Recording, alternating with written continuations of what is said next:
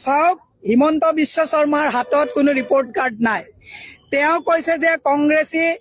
মানে লোকসকল মাতৃ গৰ্ভৰ পৰা জন্ম পাইছে নে নাই মুখ্যমন্ত্ৰী এলজাইমাৰ বা ডিমেনচিয়াত ভুগিছে নহলে 25টা বছৰ পেটুৱা হৈ কংগ্ৰেছৰ পৰা আহিছিলে তেওঁ হে কংগ্ৰেছক যদি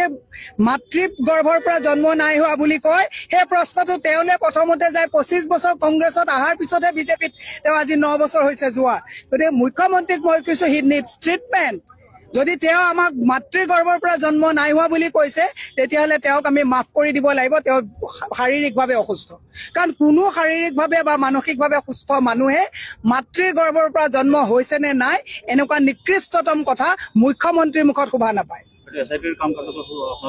একেবাৰে সুখী নহয় এসআইটি শুনক তেওঁ বনোৱা এসআইটিটো গৌৰৱ গগৈক যে এসআইটি দি পেলাই যে পাকিস্তানী এজেন্ট সজাইছিলে 10 ছেপ্টেম্বৰত মুখ থেকে খালে নে নাখালে কিন্তু আমি এটা কথা কৈছো গৌৰৱ গগৈৰ লগত ৰাজনীতি কৰিলা